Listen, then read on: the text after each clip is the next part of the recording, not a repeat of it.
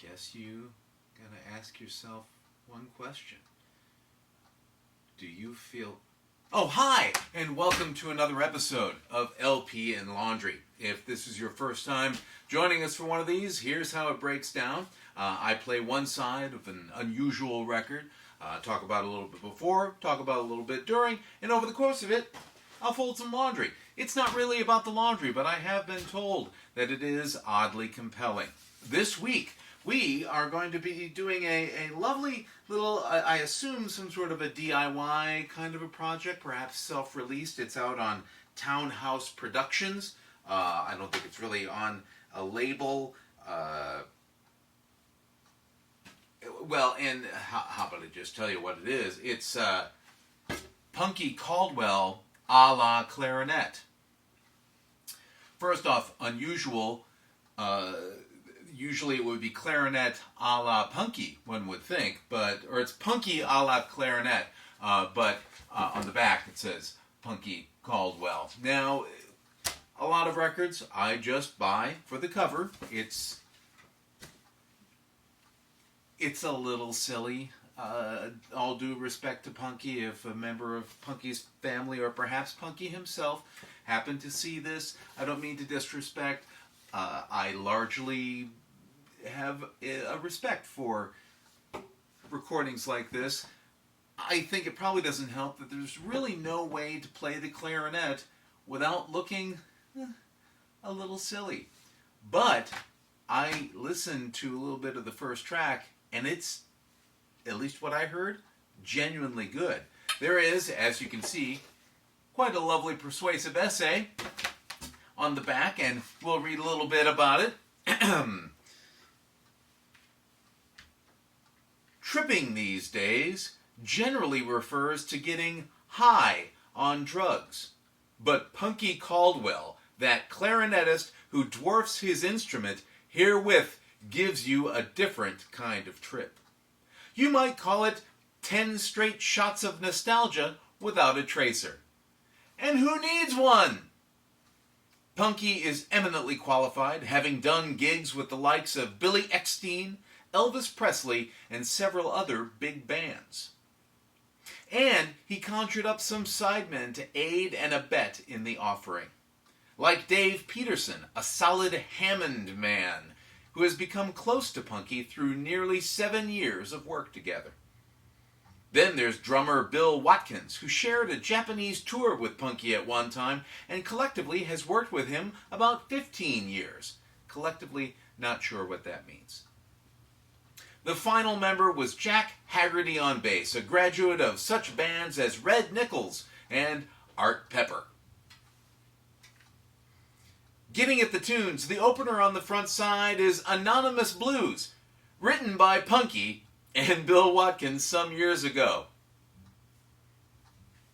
You know, Anonymous Blues, written by...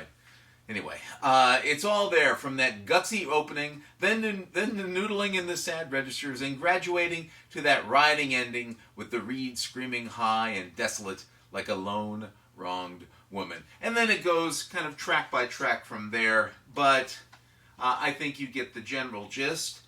I think we're in for a bit of a treat. I'm a sucker for the Hammond. Love the Hammond. Swinging hi-fi organ right there. How about I turn it on and we'll see how things go. A la Clarinet.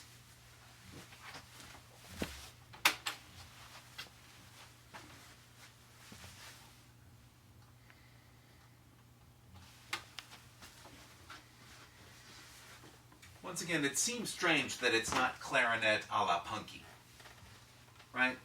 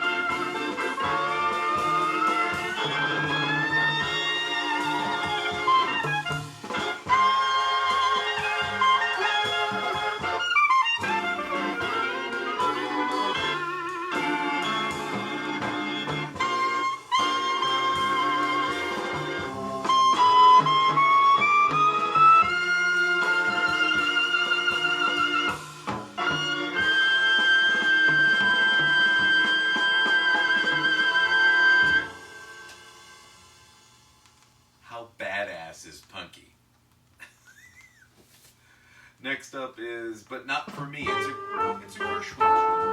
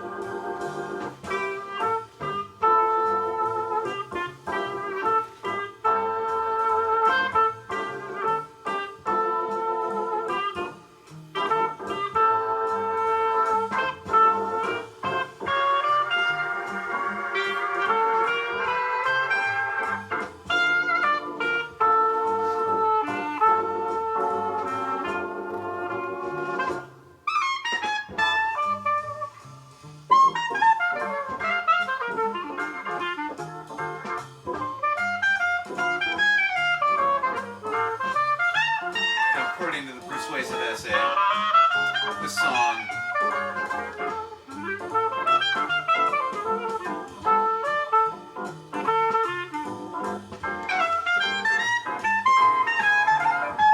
gets into the inventiveness of what we call swing jazz, with the Caldwell horn stating the theme and working over, around, and through it with thrills.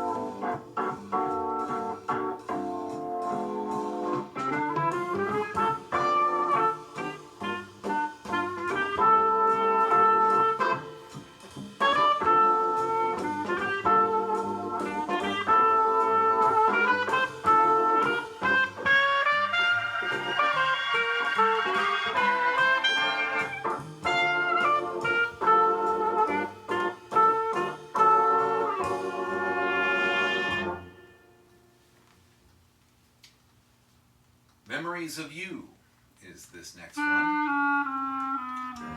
This takes us back to the front-to-front dancing days of the big bands. Puts you in a reminiscing mood.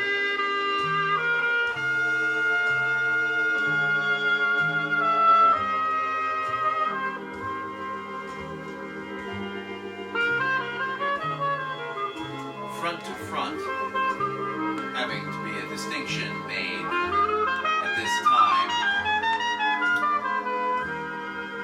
So I'm gonna guess 1960s, probably. Oh, Townhouse Productions was in Minneapolis, so C. Ernest Taylor, letter C. Ernest Taylor was the president of Townhouse Productions.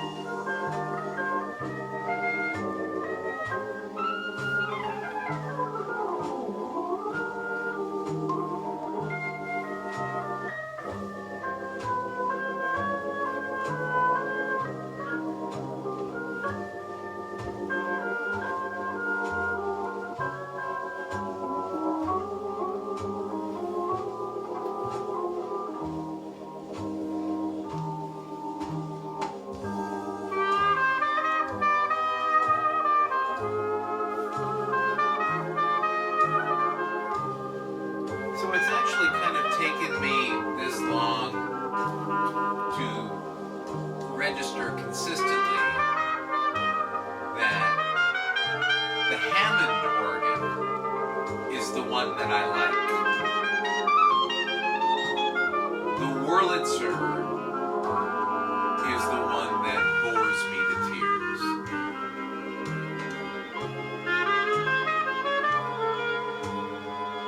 I'm 51 years old. You would think I would know this.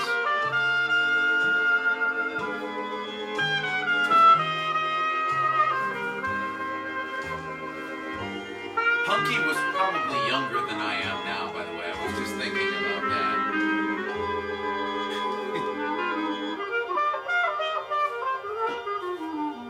51's different these days.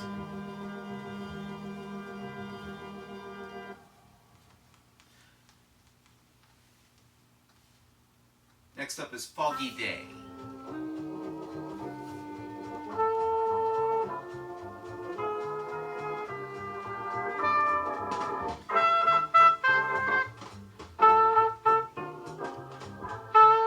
According to the liner notes, or the persuasive essay, excuse me.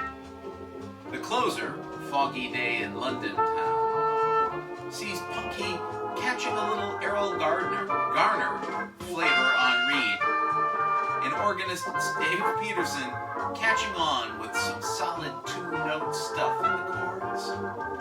Punky picking him up smooth as syrup and riding to a kerplunk ending.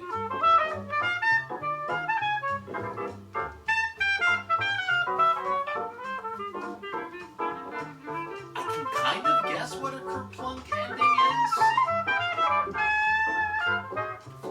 Let's experience it for ourselves.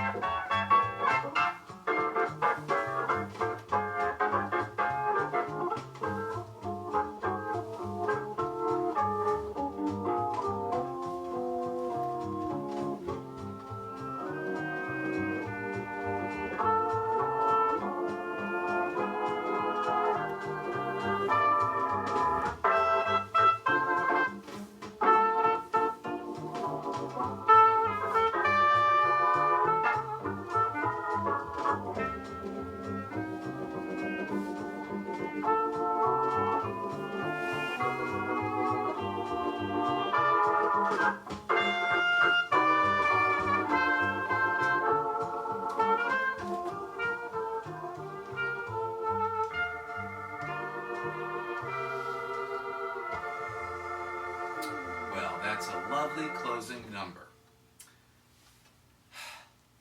Well, I guess I'll just turn this off and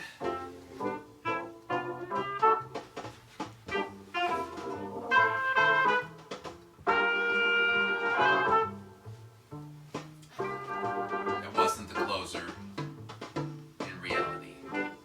This is Dancing on the Ceiling, not mentioned in the persuasive essay.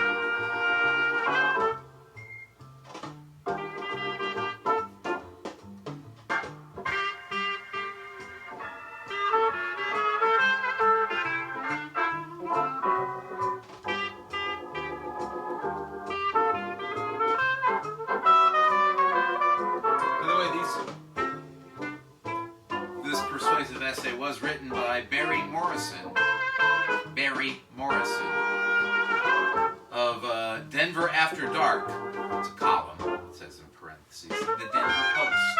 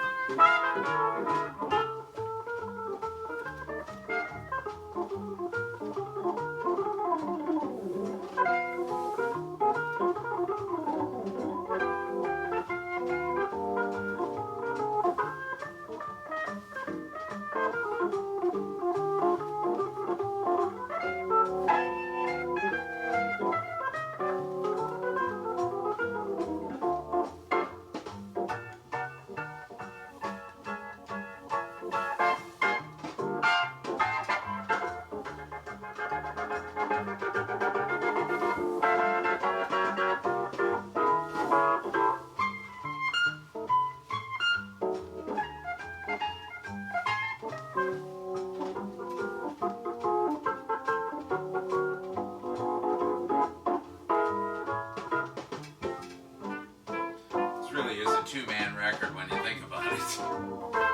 Who's on the Hammond?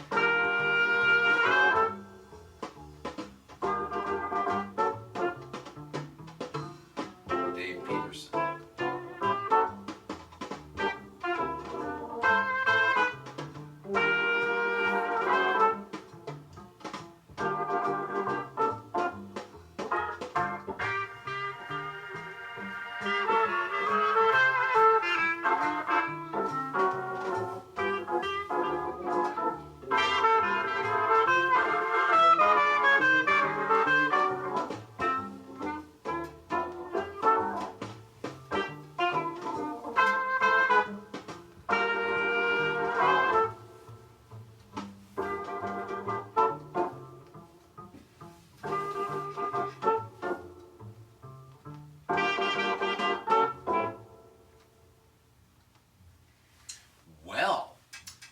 You can tell I'm really enjoying the record when I don't want to talk too much over it because, boy, Punky, you really impressed me. You and your little combo. I don't know. I will be Googling Punky Caldwell after this. I don't do a lot of research in advance of these things. I just like to experience the record fairly fresh, which of course makes things easier for me. Let's be perfectly honest. But oh my goodness, Punky Caldwell, right?